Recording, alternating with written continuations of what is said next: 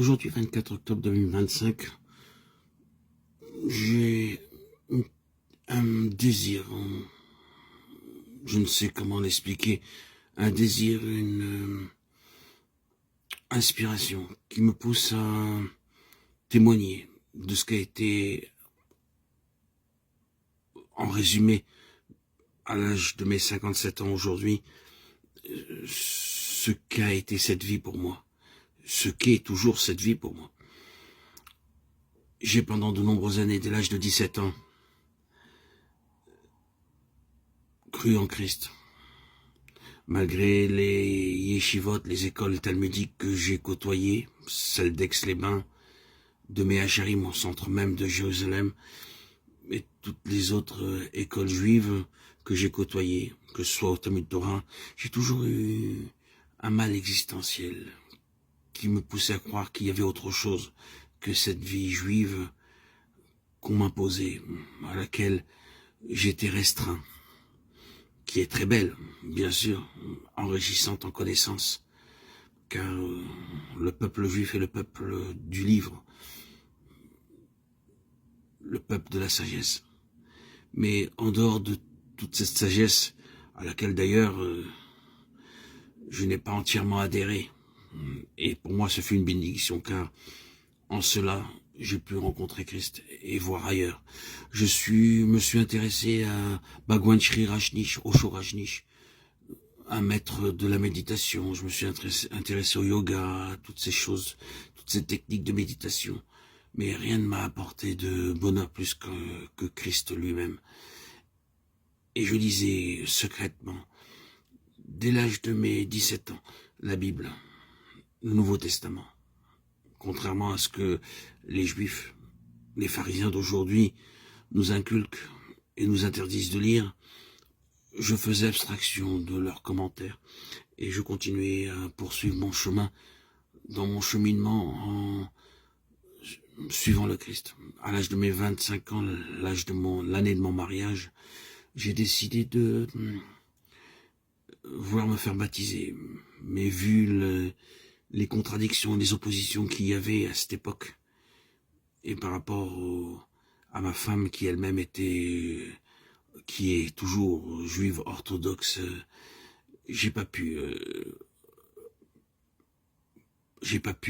payer le prix que je devais payer. Donc j'ai renoncé, je continue à lire secrètement la Bible.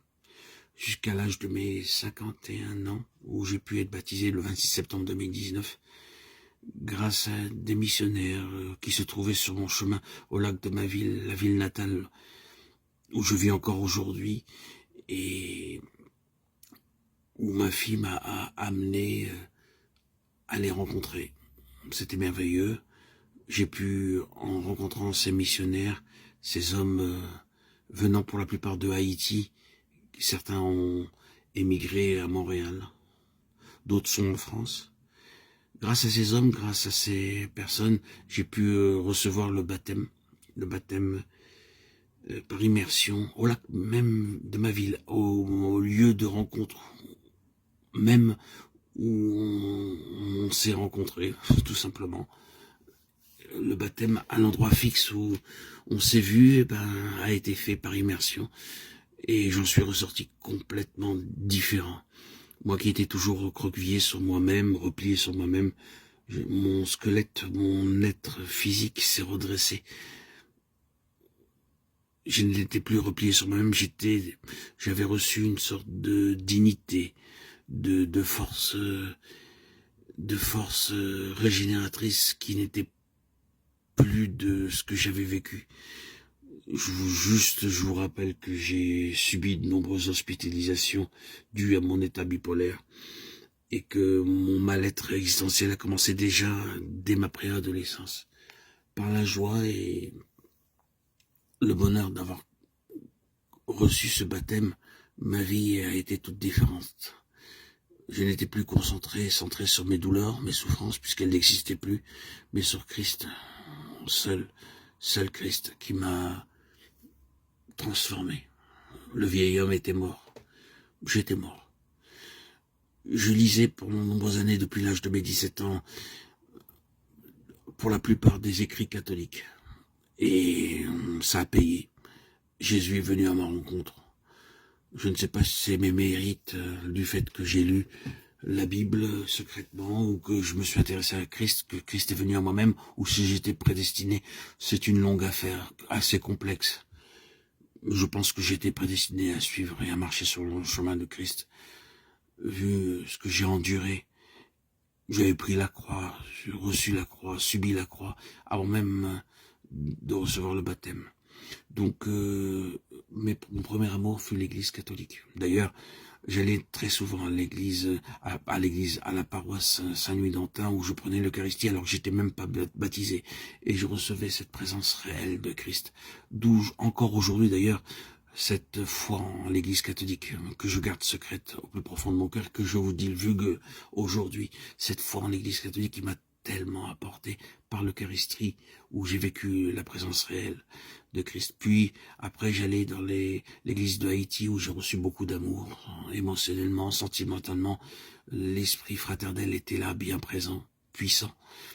Et je suis resté pendant plus de 5 ans, tout en côtoyant l'église catholique et en restant à prendre l'Eucharistie secrètement.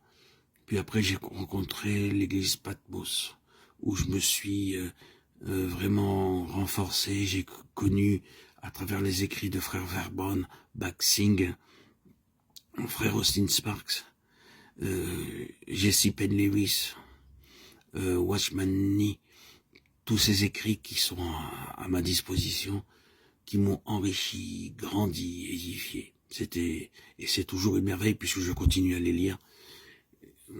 Donc aujourd'hui, à l'âge de mes 57 ans, je voudrais faire un petit résumé de tout ce qu'a été ma vie. Une réjouissance, un succès, une réussite par Christ. Car sans Christ, ça aurait été, pour moi, vu mon passé, mon historique, si je n'avais pas reçu le baptême, peut-être le suicide ou la mort désirée et aspirée.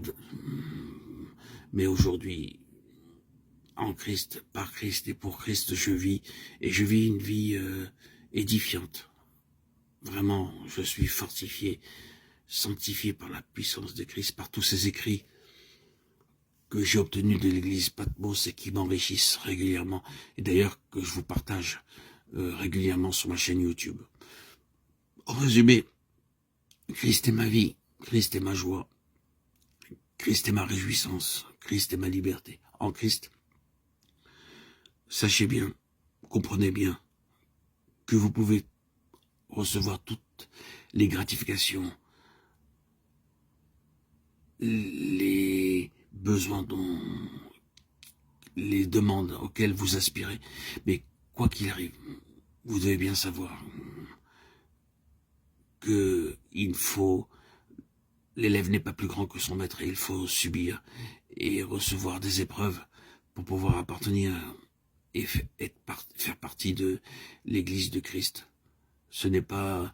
L'église de Christ n'est pas une mince affaire. L'élève n'est pas plus grand que son maître. Sachez-le bien, suivre Christ, c'est un chemin, c'est un parcours, c'est un cheminement où ce n'est pas facile.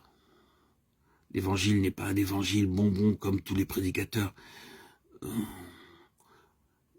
Les prédicateurs et les évangélistes qui s'intéressent à votre porte-monnaie veulent vous instruire. Suivre le Christ, c'est porter la croix. L'élève n'est pas plus grand que son maître, c'est porter la croix. Ainsi, vous pouvez avancer, comme ce le fut pour moi. C'est une merveille, et ça l'est toujours à ce jour. Gloire à Dieu au plus haut des cieux, et paix sur la terre aux hommes qu'il aime.